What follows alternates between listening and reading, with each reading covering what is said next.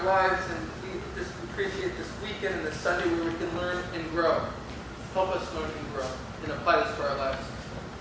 Praise your name, amen. Amen. So, give me a couple of your favorite heroes. Captain America. Captain America. Iron Man. Jesus. Oh, you funny person. I will not repeat this. Okay, so guys. Sorry, what's yours? Never mind. Chameleon. I love Chameleon too. Okay. Listen up. So, growing up, I had my favorite all time. It wasn't even a question. Was He-Man. Oh my God. Did anyone know what He-Man? By the power of Grayskull. Let me tell you something. This guy has a blonde bob. He wears furry underwear, metal straps over his chest. He's built huge. He's got huge muscles on muscle on muscle. This guy is insane. He rides a cat in armor called Battle Cat. He defeats Skeletor, who's like the school man. And for me, watching He-Man, I would watch an episode of He-Man, and I'd get inspired. And I'd go outside and pretend like I was defeating the evil powers of Skeletor. And I had my invisible sword. I actually got a sword that my mom gave me, and I'd pretend, and it was a David and Goliath set. But I would use the sword pretending like it was He-Man's sword as well. On the playground, do you remember those domes that were made out of metal bars? Yeah. I would get on top of that, stand on it. I have the power, or by the power of Grayskull. I thought I was He-Man. So everything I tried to do was watch He-Man and become him. That was my only goal. You know, in order to show you how amazing He-Man is, I'm actually going to show you a little piece of just the awesomeness of my childhood hero. You have to listen to the dialogue. It's so corny. It's hilarious. Very good. So take a look. By the power of Grayskull. Not cheering. Get up, Skeletor, or we'll turn your fortress into toothpicks. Let's see your try. That's down. For Eternia and Grayskull.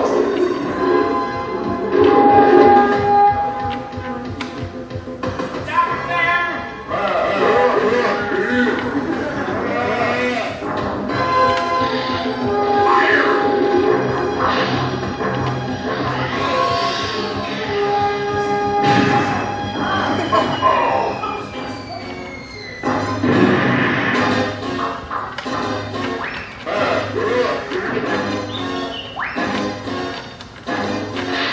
Mind if we drop in, Skeletor? Get them. That club would make a fine toothpick.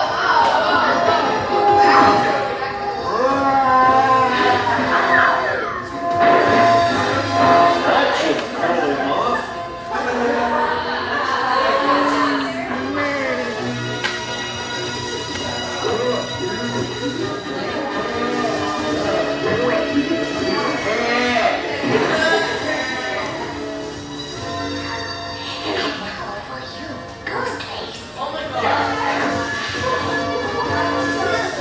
That's so fast, honey, pretty.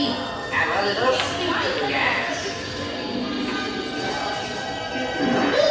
They got Zalora. Skeletor, stop! Too late, fools. Now you have a choice.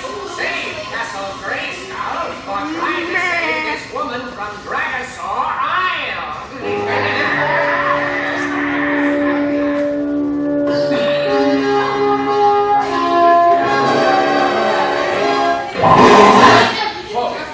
Alright guys, so my hero was He-Man. And so this is the deal. Anything and everything that He-Man did, I would follow it to the T. I tried to work out, I ate more veggies, because I wanted to be buff, like He-Man. And in the same way, it's kind of funny because in the same way, I was going through 2 Kings, I came up with this guy, and as an adult, it's funny how I have similar heroes. I have this hero from the Bible I want to share with you guys that is crazier. You'll see He-Man getting hitting rocks with swords and throwing dudes like buckets into the well, like perfect, cool off, dude, whatever he says, or whatever, everything that, all this crazy stuff. And it was kind of cute that as a kid that I would, watch and try to be like. But I really want to jump into this guy's story today. His name is Elisha, and learn the same way that I did him. So basically, I broke this into 3 episodes. We're going to go to Elisha's life. We're going to take 3 episodes from Elisha's life. And so you guys can turn to 2 Kings 2, 23 to 25. And this is why I wanted to break Elisha into episodes rather than just one long story or something like that. It's because these little stories, they're not long and crazy. They're like a paragraph, but it'll blow your mind the stuff that happens. And God, they're in here for a reason. God is teaching us through His life how to live our lives better. So 2 Kings 2, 23 to 25. Yeah, 2, 23 to 25. Okay, so let me set this up a bit. Elisha, his best friend, is Elijah. Now, it's an unfortunate situation that both of their names happen to be so alike.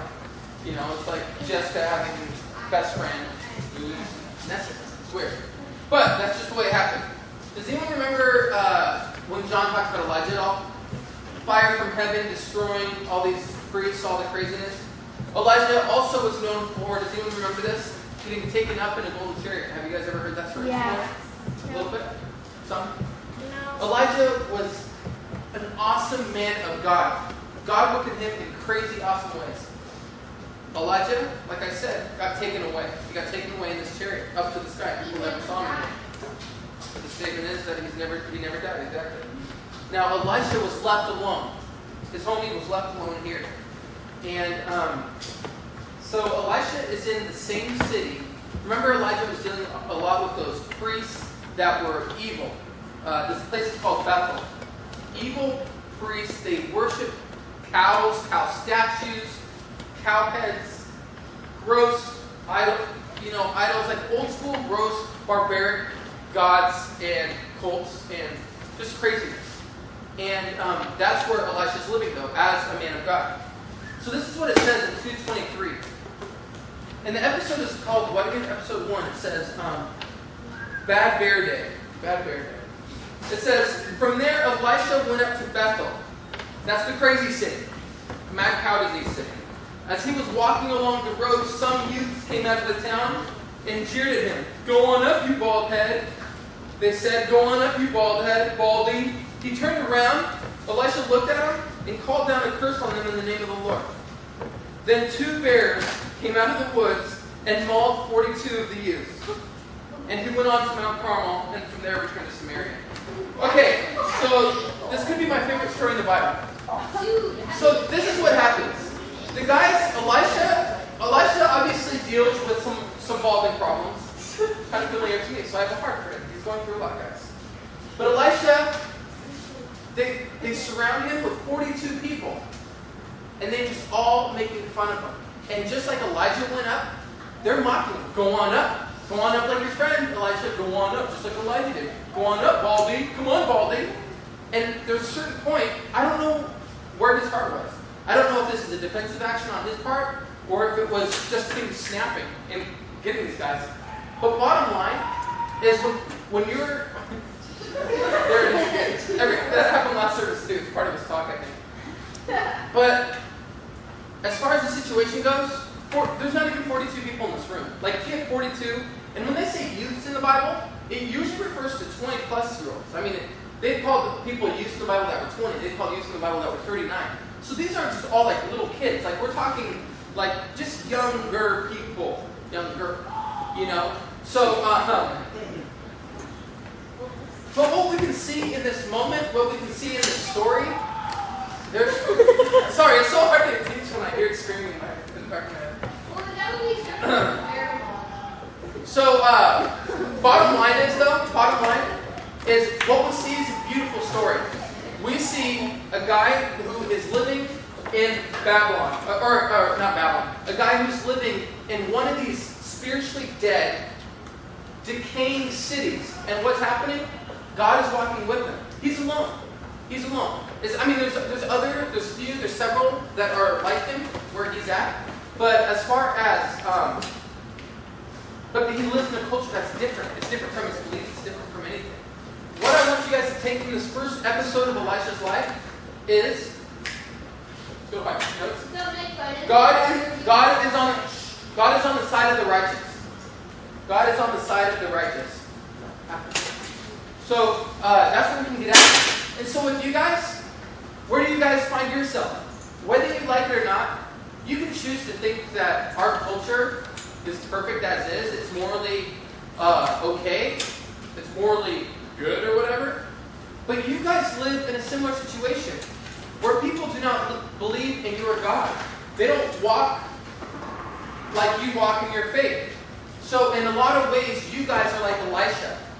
You guys are like Elisha in that you are holding on to this faith, and you're going to be on your campus with a student body who don't necessarily believe what you believe. And they could surround you, and they could attack you for the way you believe. And so for you, I just want you guys to know first, that we can see in this first episode of his life, God is with you. He is this, wind in your sails, as they say. But he is there walking with you. He cares. So I want you to take that first point first. All right. The second episode is called, is it the search for the EVOO? Okay, does anyone know what EVOO stands for? Extra virgin olive oil. Exactly. I love cooking, and I used to watch Rachel Ray like every day. And she's like this cook, but she'd always say EVOO, so I used to say that around my wife. My wife says, stop it. Stop trying to be a chef. But okay, so let's read this story. So this is a new story. Elisha, the same man, the same hero that I've been looking into. And what's happening here is there is a woman whose husband died. It was Elisha's friend. Her husband died. And so this woman goes to Elisha. And it says, the wife of a man from the company of the prophets cried out to Elisha, your servant, my husband, is dead. And you know that he revered the Lord. But now this creditor is coming to take my 2 boys as a slave. So the family was in debt. I don't know if they, like in our day, they bought a car, they bought the house, they put it in a pool, but they put it on the credit card. They're in debt. They got to pay back money to people. The dad dies. What happens in this day and age? When a man dies and a widow is left behind, it's bad news. Women did not have a lot of value in that culture. And if they're alone, that's when, and especially if you're in debt, that's when they start to mess with your family. So these guys are coming to get payment, and they're coming to take her sons. And I don't know about you guys, for me, that's gnarly. Like I just saw, you see these movies all the time, but like 12 Years a Slave came out, and I think it's like, it's kind of an intense movie. Probably you'll see it as adults or something like that, I don't know. But basically, you see families torn in two. During the Civil War, you can see these kids that are dragged off away from their mothers. In your heart, it's just so unnatural. And your heart just, cries for them. This is the same what's going on with her. Her husband just died, so she's already messed up. And then these guys are coming to take everything, and then her two boys. What does she have to do? She probably knows of one of a few men who can help her. Elisha, I need your help. So this is what Elisha says. He says, how can I help you? Tell me, what do you have in your house? So he asks, anything. Is there anything in your house that we can pay back with? She said, your servant has nothing at all except a little oil. So this woman, she lives in a house, imagine that, with nothing at all. So she has 4 walls, a roof, and a little jar of oil. Like usually, the way I am, I'm so spoiled, I go into the pantry, and if I see a little oil, why don't we have more oil? Where's the oil at? I'm trying to make something. I need some EVOO up in here. It's like, and that's how I get. But this woman, literally, all she had was that much oil. And then Elisha said this, go around and ask all your neighbors for empty jars. Don't ask for just a few. Then go inside and shut the door behind you and your sons. Pour oil from that little bit you have into all the jars, and as each is filled, put it to one side. So it's kind of a funny story. He's basically saying, okay, go around your neighborhood, walking through your community, Like, give me empty jars, give me empty jars, give me. She gathers all these jars, okay? And she's supposed to fill them all up. And so down to verse 5, she left him and afterwards shut the door behind her and her sons. They brought the jars to her and she kept pouring. When all the jars were full, she said to her son, bring me another one. And then it's finished for me. But he replied, there is not a jar left. Then the oil stopped flowing. She went and told the man of God, which is Elisha, and he said, go sell the oil and pay your debts. You and your sons can live on what is left. That's the story. Basically, this woman, if someone told me, go get empty jars and take the little bit of oil you have left and start pouring in empty jars, I'd be like, you're crazy. I'm going to go talk to someone who can actually help me. That's a loony bin story. That doesn't make sense. But what she did is she faithfully went out there, she got those empty jars, she brought it back to her house, and this little bit of oil that she had left in the pantry, she filled all these up. And after she had a stock supply of oil, and remember back in those days, oil was not like I'm calling it EPOO. It wasn't like that. Oil was precious in those days. It was for hygiene. You put it on your hair, put it on your feet, you put it on all. It was like a way that people looked good back then, It was just how it was. But today, if someone says Luke, you have oily skin, I'd be like, oh, that sucks. Or it's not it doesn't seem like it's that good. I don't know. You girls would know. I don't know. But bottom line is, oil was precious, and so she was able to leverage all of that oil that she had, pay everything back, and then live on some. What is the moral of the story? The moral of the story, well, actually, I'll just give you that point. So that point is God wants to use you in the lives of others. She knew that Elisha could help her. She knew that Elisha was a man of God. She knew that Elisha cared and would work with her.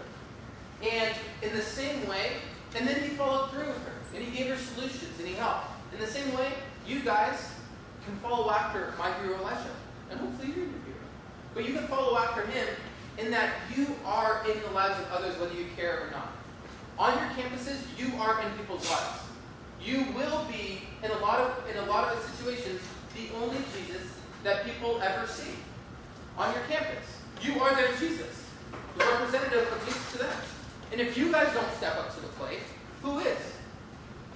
You are them. You are Christ followers that need to follow through for them.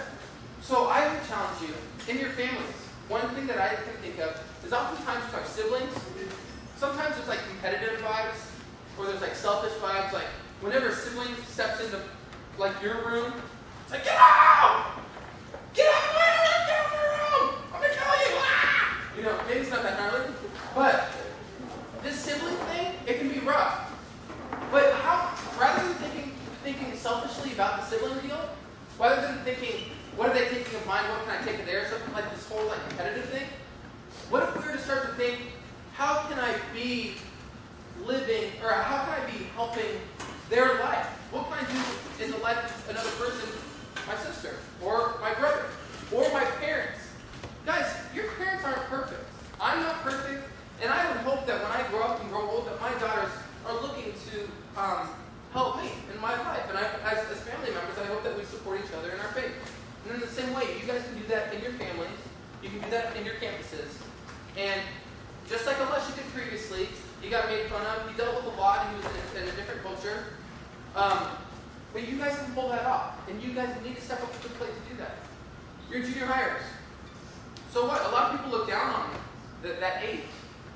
There's so many people that say, oh, you work at junior hires, good luck. All right? Good luck with that one. I'm just okay. It's a great age. And the thing is you guys, this is your first taste of independence. This is when you guys can choose to do good for others. All right. This next episode is called The Blind Date with Destiny? Yeah. A Blind Date with Destiny. I just made that up. I don't know what that really means. I just wanted to give it a cool episode name. A Blind Date with Destiny. Okay, turn to 2 Kings 6:8. All right. So we already know a little bit of Elisha. We know these two kind of stories. Elisha was starting to get a reputation around the place as a guy where crazy things happened. Okay, and he became the king's right-hand man, basically. The king of Israel. That's the good. All right. And Israel, this country, this area, from the north, had the evil kingdoms, like Skeletors up there. Like from He-Man, Skeletor and bad people. but this evil kingdom was up there. And what they would do is they'd go down into the Israel lands, the good lands, and they would set traps to kill this king. And you know what Elisha was doing? He was whispering into the king's ear. Okay, on Thursday, the bad king, he's going to be over on that hill over there. Don't go over that way. And so on Thursday, that evil king would be waiting at that hill, and the Israelite king would go way around. He wouldn't go there. And then Elisha would be in the king's ear again. Okay, on Saturday, we're going to be down by the river. I'll go down there. And so that king, the Israelite king would make sure to avoid all these traps that they were trying to get him on. So this evil king kind of came to a realization. Hold up. Wait a minute. There is some stuff going down. Every time I leave a trap for the king of Israel, something's going on. Because he's avoiding it, and he knows to avoid it. And so he thinks it's one of his inner circle, like his inner homie. Who's talking to the other side? And they're like, it's not us. It's Elisha. He's like in conversation with God, and he's telling the king to avoid you. So this is what the evil king decides. He decides, I'm going to take out Elisha. If I take out Elisha, then I can get to the king, right? Because Elisha's like the info man. So let me share this. This is when the king finds out about Elisha. This is verse 11, by the way. 6:11. This enraged the king of Aram. That's the evil guy. He summoned his officers and demanded of them, Will you not tell me which of us is in on the side of the king of Israel? They said, None of us, my lord the king, said one of his officers. But Elisha, the prophet who is in Israel, tells the king of Israel the very words you speak in your bedroom. So not only is he in on the military meetings, but Elisha can straight up hear, when he's in the bathroom, when he's in the bedroom, when he's getting dressed in the morning. He can hear everything, which is pretty crazy. So this is what the king decides. Go find out where he is. Go find out where Elisha is, so I can send men and capture him. The report came back. He's in Dothan. That's a town. Then he sent horses and chariots and a strong force there. They went by night and surrounded the city. All right? So, evil king is out to get Elisha. He sends all these crazy forces. What happens next? Oh, who has a robe in here? A robe? Anyone? Light up. Comfy in the morning? All right, so some of you. So he's got his, cup of coffee. Hasn't taken a shower yet. Got his robe on. He's going out to get the morning paper. And then what's waiting for him? There's armies. There's definitely armies all over the hillside. And for me, personally, if I wake up and I walk out my front door and there's armies waiting to kill me, it's not the best way to start off the day. It's kind of rough. But that's what happened. But then something interesting happens. He's out there with his servant, okay? And so, in verse 16, he talks to his servant, and he says, Don't be afraid. The prophet answered, Those who are with us are more than those who are with them. Okay, what does that mean? So Elisha's in on some more info, and he's not scared for some reason. And he says, And Elisha prayed, O Lord, open his eyes, the servant's eyes, so he may see. Then the Lord opened the servant's eyes, and he looked and saw the hills full of horses and chariots of fire all around Elisha.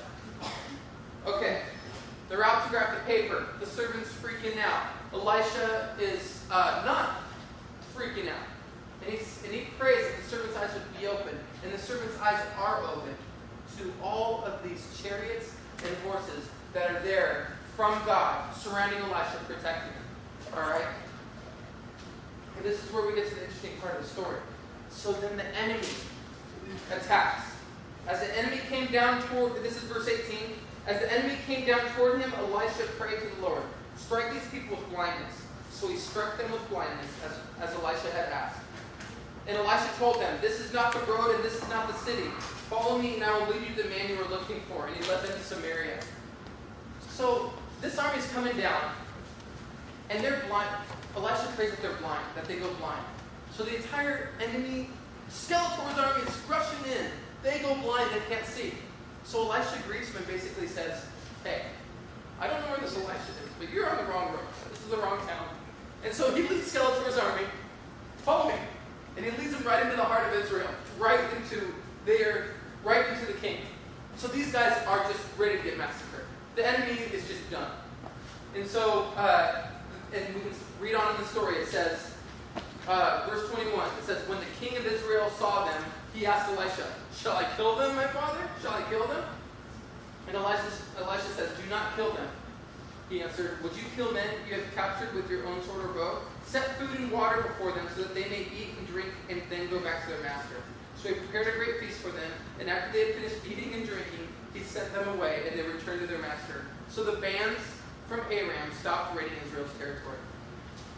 So what we see there is beauty. I mean, this is awesome. So they're trying to get Elisha. They come and try to get him. Elisha calls them all. They're all praising, gets them all blind. They all come. He leads them right into the heart of the city. And you're like, I'm just thinking in my head, yes, now it's time to slay them all. But Elisha, rather than doing that, he gets some food, he gets some water, they feast together, he sends them out, and the whole thing is, it says that the bands coming to invade the city, it stopped because of this kind of gesture. Now that's the longest of the 3 episodes. It's a crazy story. What does that mean for us? Guys, I don't know for you, but if people are looking to kill me, it's like go time for me. Like I get defensive. I get like, my feelings towards them go a bad direction. I'm not feeling it. If people like me, oh yeah, I like you back. That's easy. But all these people that hate me, they're coming after to kill me, this whole phase of his life probably wasn't easy for him. And so what I am saying with you guys is make sure in your life, I've already told you that God is on your side. We learned that in the first episode. In the second one, we learned that he wants to use this in the lives of others. This third one, God can work through you even when it's hard. Guys, what we signed up for is not easy. We didn't sign up for Christianity because it's easy. If you did, I would stop and think, pray about that. Because that's not this lifestyle. This lifestyle, it takes perseverance. It takes endurance. But I want you guys to know that he's with you. He wants to work through you, even during those hard times. So for you, what does that look like? So when you're trying to reach out to a friend, you're trying to invite them to Pipeline, you're trying to talk to them about God, whatever the situation is, and they come back and they ridicule you, or they make fun of you in front of people. They say something really demeaning to you in front of people. You know, they're cutting you down. Or when a sibling, you're trying to reach out and be nice. Who told me to be nice? I'm just trying to be nice. Whoa, chill. But they're reacting to you all mean and crazy. Those are the times I'm talking about. Elisha, in this situation, had to deal with armies of evil.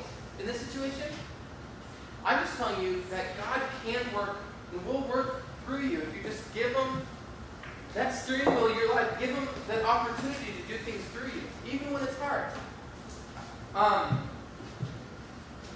You know, for me, guys, this whole thing is about heroes. In our culture, we have choices. There's all these heroes that people put out for us to follow. For you girls, it can be models, actresses, it could be athletes. There's all these people out in the world that we have a choice to follow or not.